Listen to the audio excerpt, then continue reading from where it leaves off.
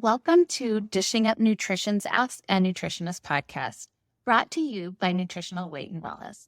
I'm Amy Crum, a registered and licensed dietitian. We're thrilled to be celebrating 20 years on air, discussing the connection between what you eat and how you feel, while sharing practical, real-life solutions for healthier living through balanced nutrition. Thank you for your support and listening over the years. Now let's dive into today's question. Today's question from one of our Dishing Up Nutrition listeners is, there are so many salt options out there for my food. Can you tell me which is best and which to avoid? That's a great question. There are so many different types of salt at the grocery store right now. When I looked up salt on a local grocery store website, there were 2 full pages of options. So no wonder it's overwhelming. I'll give you a quick answer first and then delve more into the whys after that. When you were looking for a salt to add to your food, you want it to be unprocessed and for it to contain minerals like calcium, potassium, magnesium, zinc, and iron. Some of the unrefined salts we like are Redmond's real salt, which is a sea salt, and pink Himalayan salt. Now, let's deep dive a little and answer, what is salt? Why do we need it? How much do we need? And what specific types do we recommend? Salt is a mineral made of sodium chloride, and it's essential for life, and it's one of the basic human tastes. It has lots of properties and uses, and when it comes to eating, we think of using it mainly for food seasoning and preserving. There are a lot of different salts out there. Table salt, kosher salt, sea salt, Himalayan pink salt, black salts, Florida salt, Celtic salt, Redmond sea salt, and flavored salts, just to name a few. Many people have been cautioned to limit their sodium intake, especially if they have high blood pressure. But oftentimes, if someone has high blood pressure, they don't need to limit their sodium intake if they're eating real foods. In most cases, it's the high-carb, high-sugar foods that are more likely contributing to high blood pressure. People often think of the salt they're consuming as what they're adding to their food at the table, or when they're cooking the food. But in reality, the majority of sodium in American diets comes from processed foods. Think potato chips, pizza, fast food restaurants. A study from the NIH found that U.S. adults and adolescents consume 25% of their sodium from restaurant foods.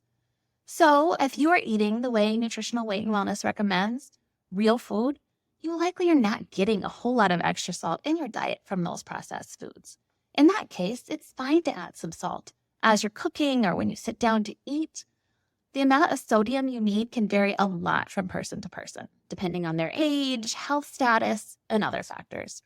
For the majority of individuals who are eating real food, there's no reason to limit sodium. And we actually encourage you to salt your food because most real foods are very low in sodium.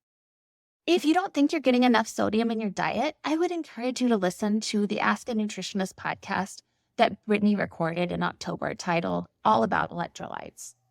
So, coming back to our question, what's the best salt to use? Well, we prefer to stay away from processed iodized salt. It's the common salt form that most Americans use, and it's found in the majority of salt shakers. The reason we don't recommend it is because there's a lot of processing that goes into making iodized salt, and the minerals that that salt naturally contain are removed, and then iodine is added to it. Also, most iodized salt contains additives, and believe it or not, they do put a little sugar in it too to stabilize that iodine. I don't know if you've thought very much about what table salt goes through before it ends up in your salt shaker, but you probably aren't surprised to find there is a lot of processing that happens. There are a few different methods to process iodized table salt. They include injecting it with an iodine solution or spraying that iodine solution on it, adding stablers and anti-caking agents, and all of this heavy processing takes out those good minerals that are naturally occurring in salt. So, if we recommend avoiding the processed iodized salt, what should you look for? Earlier, I told you that we were looking for an unrefined salt. So what does that mean? Unrefined salt is an unprocessed salt that comes from natural sources, such as salt deposits in underground mines and ocean water. Unlike refined iodized salt, unrefined salt contains essential nutrients and minerals that are naturally a part of it and have not been removed. Examples of unrefined salt include Himalayan salt and Redmond's real salt, which is a sea salt. Sea salt comes from evaporated salt water, while Himalayan rock salt is mined from ancient salt deposits in the Himalayan mountain range. The quality of sea salt can vary greatly, so it's important to choose a high-quality brand. We like Redmond's Real Salt. It's an unrefined sea salt that's mined from an ancient seabed in Utah where it's safe from pollutants. In prehistoric times, there was an inland sea covering what is now Redmond, Utah. The sea's no longer there, but in its place is a large underground salt deposit, which is where Redmond's Real Salt is mined. That's why, even though the salt is found in the ground, it's actually called a sea salt. Redmond's Real Salt contains over 60 trace minerals, including calcium, copper, magnesium, potassium, and zinc. And these minerals are essential for good health and can help support proper nutrient absorption, electrolyte balance, and helps eliminate toxins. And it doesn't have artificial additives or pollutants in it. Pink Himalayan salt comes from Pakistan, about 190 miles from the Himalayas. This region has one of the richest salt fields in the entire world, and they are very old. It comes from salt mines 5,000 feet deep below the Himalayan mountain range. The salt from these mines has experienced pressure over the years and is said to be over 99% pure. Pink Himalayan sea salt contains over 84 minerals and trace elements. Both sea salt and Himalayan salt contain a variety of minerals, which contribute to their unique flavor and color. Sea salt typically contains minerals like magnesium, calcium, and potassium, and Himalayan salt is known for its high mineral content, including iron, zinc, and trace elements. If you're wondering about the differences in their taste, sea salt has a clean, bright taste with a briny flavor, and that enhances the natural flavors of the food.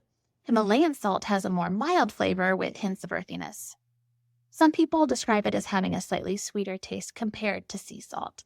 Sea salt comes in a variety of textures ranging from fine to coarse and even flaky. It can be added to give a little crunch to your dishes when used as a finishing salt. Himalayan salt is commonly found in larger crystals and is often used in salt grinders or as decorative salt blocks for cooking or serving. Sea salt is usually white or gray, and Himalayan salt has a characteristic pink hue due to the presence of iron oxide. Ultimately, the choice between sea salt and Himalayan salt comes down to personal preference and what you're planning to use it for. We mentioned earlier that the table salt that is commonly used has iodine added to it. The reason table salt is iodized is that in the 1920s, the U.S. started adding iodine to salt because people weren't eating enough iodine in their diet, and it was causing people to have goiters. If you're eating a diet that consists of real whole food, you can usually get your iodine from the food you eat. Unprocessed salts like Redmond's Real Salt and Pink Himalayan salt don't contain iodine because it's not naturally found in them. Iodine is an essential nutrient that's important for thyroid function and helps control your body's metabolism. So you want to make sure you're getting enough iodine in your diet. It's hard to determine precisely how much iodized salt contributes to an individual's iodine levels. The recommended daily intake of iodine for adults can be obtained from about 1/2 to 3/4 of a teaspoon of table salt. Testing of the general American population has shown most Americans do consume sufficient levels of iodine through their diets. Pregnant women and nursing mothers are the only groups in the U.S. that are advised to take a daily iodine supplement, and that's usually a part of a prenatal vitamin. So, if you aren't getting iodine from your salt, where should you get it? Iodine is found in a variety of foods, but some of the best food sources of iodine include seaweed, like kelp, nori, kombu. Seaweed snacks are more common now, and that could be a great way to add in some iodine in your diet. Chef Marianne has suggested that if someone is looking to add iodine to their diet, sprinkle kelp granules onto a dish. It has a salty flavor with a touch of seaweed.